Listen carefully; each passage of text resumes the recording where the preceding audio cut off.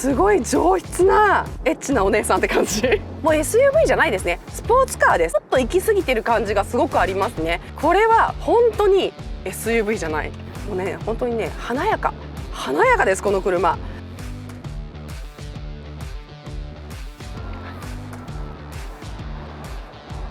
はい、皆さんこんにちは。自動車ジャーナリストの今井優希です。今日はこちらグレカーレトロフェオの一般道試乗をお届けしてまいりたいと思います。まあね、一般道で乗るにはもったいないようなスペックですけれども、それを乗るのがまた贅沢ということで、私も初乗りになりますのでね、お届けしてまいりたいと思います。今日も最後までご覧いただけたら嬉しいです。チャンネル登録と高評価ぜひぜひよろしくお願いします。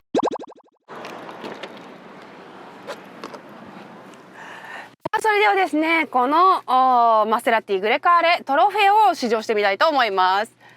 久しぶりのマセですよ。マセラティ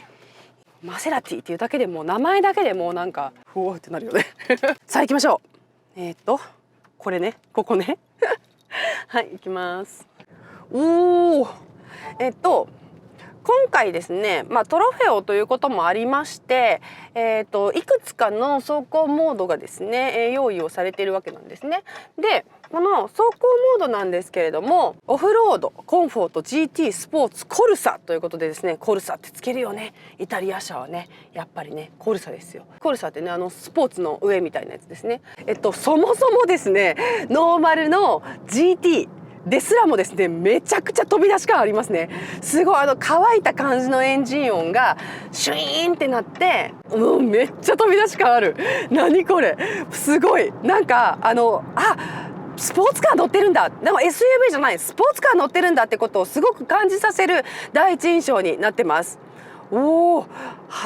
でもね、クルーズし始めるとピタッと決まるのね。そういうところもまたそのヨーロピアンなスポーツっていうね、ちょっとラテン味もあるけれどもヨーロピアンのスポーツカーっていうことをすごく感じます。もう SUV じゃないですね、スポーツカーです。もう乗り始めが一番最初のトルクもですね、バンと立ち上がって、非常に滑らかに軽やかに進み始めるっていうところが一番最初の気持ちよさね。もうアクセル踏んでパッと進み出した瞬間に飛び出し感がねグイグイってあるので、そこだけ、うまく超低速の時は操作して、あと速度に乗ったらですね、もうね足の硬さ、ロール値の低さ、それからそのロードのインフォーメーションの受け取り方、全てがもうスポーツカーですよ。ちょっとそのヒップポジションは高いですけれども、ヒップポジションが高いだけで、あとはもう普通のスポーツカー普通のスポーツカーっておかしいですよね。ハイパフォーマンスなスポーツカーです。すごいこの味付けって意外とできないメーカーが多いかも。ちょっと過激なんですよね。なんかちょっと行き過ぎてる感じがすごくありますね。でそれこそがこういうスポーツカーを好きな人っていそうっていうことを思わせるポイントです。はい、っていうのはですね、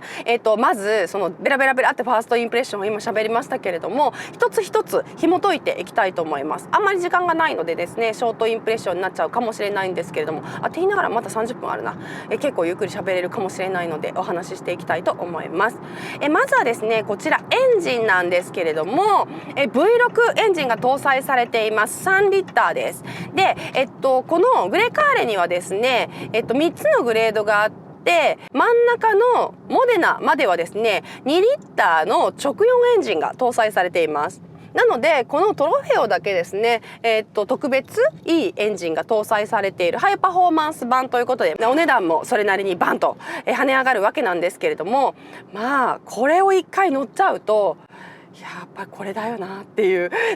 やっぱこれだよなっていう感じがしちゃうんじゃないかなと思うんですよ。まずこのエンジンが 530PS なんですね。でこの 530PS っていうなんかたくさんねいろんなスポーツカーあると思うんですけれども、いろんなスポーツカーがある中でトルク感っていうのをですね、もうファーストインプレッション、最初の踏み始めから感じさせるスポーツカー、スポーツモデルっていうのは意外とないかも最近で、特にノーマルモードでは。でそれがスポーツモードとか、例えばここでいうコルサですよ、レースモードとか、そういうハイパフォーマンスを引き出すような走行モードを選択すると、それなりにですねトルクっていうのを感じやすいセッティングにはできる、それが電子制御のね一つの大きな魅力でもあるんですけれども、ノーマルモ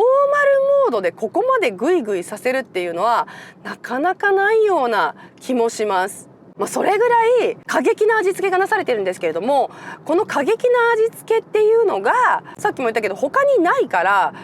これだこれだっていう風に鮮烈にビビッとくる人はいるかもしれません。例えばウルスとかああいうですね、そうイタリアン系の SUV とかイタリアン系のスポーツカーっていうのはこういうもう踏み始めてノーマルモードで一番最初のアクセルの踏み始めからカツンってトルクを効かせるみたいなのは、そうですね、やっぱ好きなのかも、国民性の問題なのかな、すごい好きなのかもっていう感じがします。で超低速の方がそういうこうカツンカツン感ってみたいなのをですね味付けしやすいので、そういうところでもしかしたら演出をしているのかもしれないですね。他と違う感、他の国の車と違う感っていうのを。でそれが不思議と嫌じゃないのは、このサスペンションがものすごいギュッて締まっててロール値がすごく低いからだと思うんですよ。でこれがある程度足が柔らかいと、柔らかくすることも電子サスペンションがついているので、この電子のダンパーでこうちょっと比較的柔らかくすることはできるんですけれども、ノーマルモードではパッと乗り出し固く設定されているので、あんまりこう揺すられたりしないのでね、結構そのトルクが瞬発的にコンコンって生まれても上物が揺すられたりとかしなくて結構かっちりしてるので、そこがただのトルク、ただのトルクって言い方おかしいけれども、トルク感っていうのをこうすごくこう気持ちよくフィーリングとして味わえるっていうことがですね、一つ本当に大きな魅力になってるかなっていうふうにも思うんですよね。だからちょっと過激な味付けがなさ、ハンドリングも今ですねこうパッとこう90度に切りましたけれども、このパッと90度に切っていた時の鼻の入り方とかがもうめちゃくちゃクイックなんですよ。もう本当に SUV じゃない、これは本当に SUV じゃない、なんか言うね交差点をパッて回っただけで今ねちょっと駆け上がるみたいなグイってこうね上に入っていきますけれども、こういう時とかもう過剰に鼻が入っていくぐらいもう結構ねクイックさっていうのを味わうことができます。だからこの全てにおいて割とアジリティというか、その俊敏さっていうのを意図的に味付けられているのかなっていう感じがしますよね。街中で走ってるだけで割と気持ちいいかもしれないな。もうブレーキもね今ちょっと思った以上に効いちゃってもうグンってなっちゃいましたけれども、そう全てが割とねオーバースペックめに味付けされてるんですよね。面白いこれはちょっとねちょっとボディサイズの扱いやすさと相まってこう惚れちゃう感じしますね。ちょっとねこれまでのマセラティにはないようなその市場の反応を見せているこのグレカーレなんですけれども、なんでかなと思ってたんですよね。すごいな、面白い。音はね確かにめちゃめちゃ勇ましくなるんですけど、あれちょっと私のこの走行のシーンが良くないのかな。今ですね普通に高速道路を割とこう普通に走っている感じなので、ここでスポーツに変えたとて足ももともと締まってるし高速道路もあんまり荒れてないしであんまり分かんないな。音は確かにすごい派手になります。グイーンってちょっと低い音が鳴ります。 V6 の中でも低めの音がゴーって鳴り始めるんですけれども、でもやっぱり音はもう全然違う、音の周波数が全然違うので、一回スポーツの低い音を経験してしまうとちょっと物足りない感じ、ちょっと薄い感じ、音のその厚みっていうのが薄い感じに感じてしまうかも。いやでも飛び出し感とか本当に GT で十分だけどな。意外とだからほら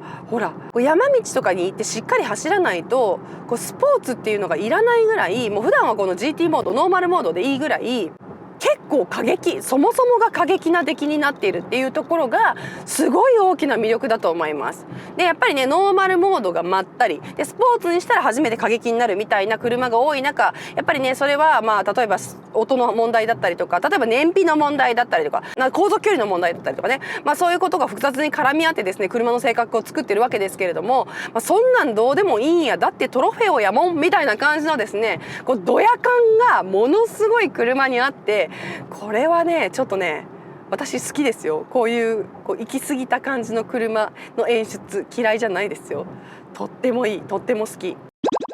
そしてもう一つのポイント、サスペンションです。でこれは本当にノーマルでも結構しっかりと硬い。わかります？さっきからこれ路面の継ぎ目があるちょっと高架のね今日橋を渡ってるんですけれども、金属の路面の継ぎ目が等間隔にあるようなところを走ってました。そこ越えるたんびにもうパシッパシッパシッてこう下からこうインフォメーションを全部取っちゃう感じです。でそのたんびにですね割と車体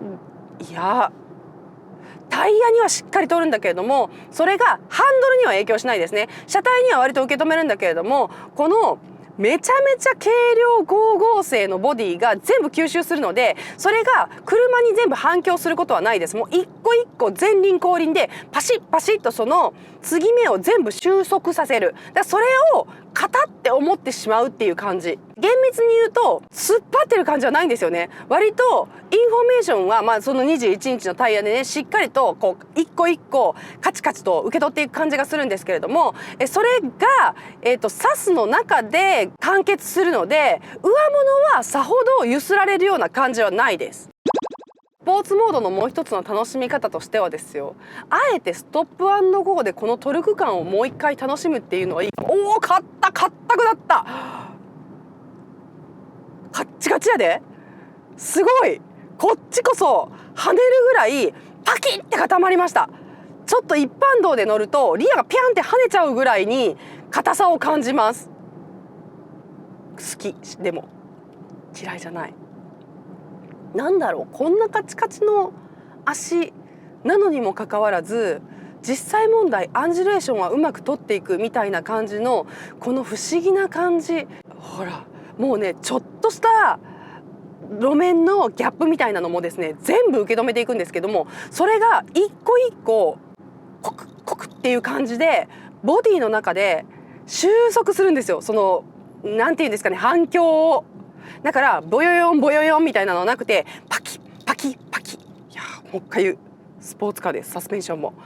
すごい面白い。私ね最近大人になったなと思って、車もね本当にたくさん乗らせていただいて新旧問わずですね、いろんな、データが自分の体の中に蓄積していって、自分で選ぶ車っていうのがだんだんおとなしくなっていってるかもしれないなって思ってたんですけど、違いますね。私の思考性の問題ではなくて、こうパッとときめかせる車が今の時代ちょっと分かりにくくなってたのかもしれないな。このグレカーレは特にトロフェオに関しては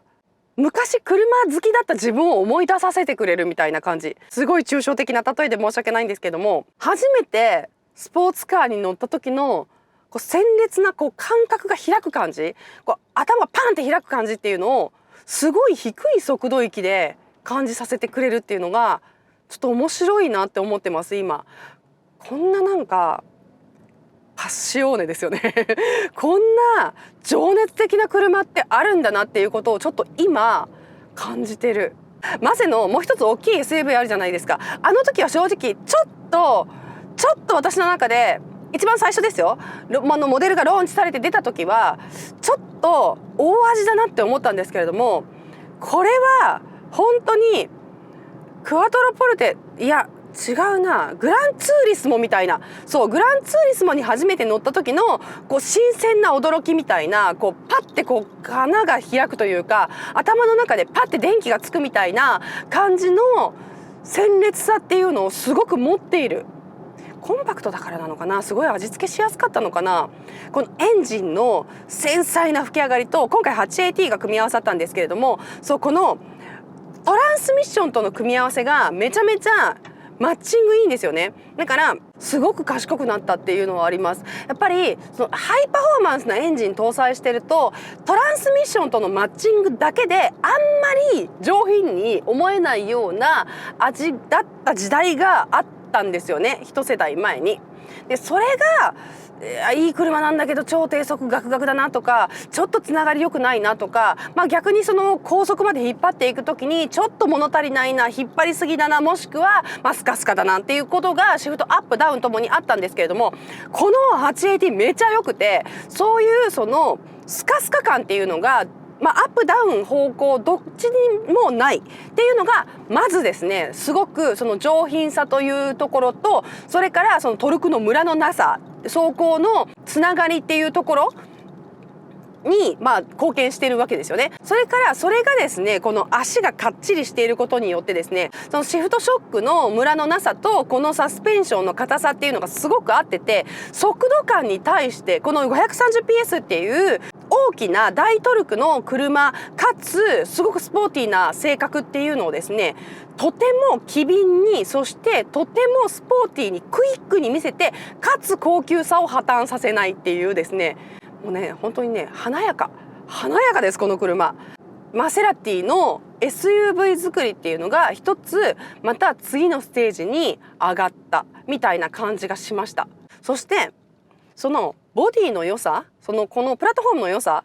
っていうのが今、信号待ちで止まりましたけれども、このアイドリング状態とかにもすごく感じられて、すごいやっぱり V6 のエンジンで 530PS 出してますから、このエンジンの振動音みたいなのはちゃんとあるんですよね。でこれマウントとかもあえてこうしてるのかなと思いますけれども、結構もうすぐそこにあって、その大きいエンジンがついてるからね、3リッターですよ。でそれがついてるから結構エンジン振動みたいなのを感じるんですよ、そのパルスとして。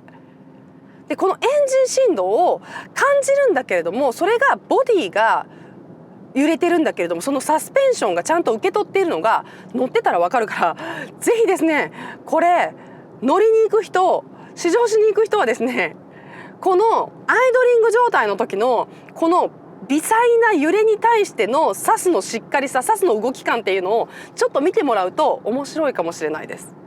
分かりやすい、すごく分かりやすいその高性能っていうのがギュッと凝縮されているっていう感じです。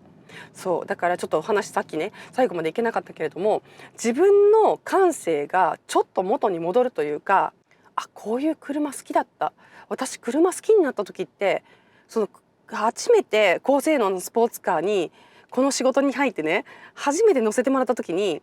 特にすごくよく覚えてる、私はそのマセラティのクアトロポルテに初めてドア開けた時に、なんてエッチな車なんだろうと思って本当にハッとしたんですよ。で乗り始めた時にエンジンのこうグワーって盛り上がる、本当に官能っていうことをマセラティで初めて覚えた。それをめっちゃ思い出した。すごくセクシーな車だなって思ってます。でしかもそのセクシーが下品じゃないんですよね。ものすごいリッチで、すごい上質なエッチなお姉さんって感じ。めちゃくちゃこう鳥肌立つぐらいいい車っていうか、ごめんなさい、いい車じゃないかもしれない、好きなタイプただそう一つね、ただすごいシティスピードで走っててすごい欠点があるとしたら、ブレーキ効きすぎるのでつんのめります。これはねイタリア車全部そうですよね。多分イタリア車がこういう味、ブレーキの味好きなんでしょうね。ギュッて止まりたいんだろうなと思うんですけれども、カックンブレーキにすごくなりやすい。これはちょっとマセラティだけじゃなくてイタリア車全体的な味なのかもしれないんですけれども、そのブレーキの難しさっていうのはあります。だからもうオーナーさんはブレーキのタッチだけは本当に気をつけて練習した方がいいかもね。でないとちょっとこの人運転荒いなっていう風に思わせるかもね。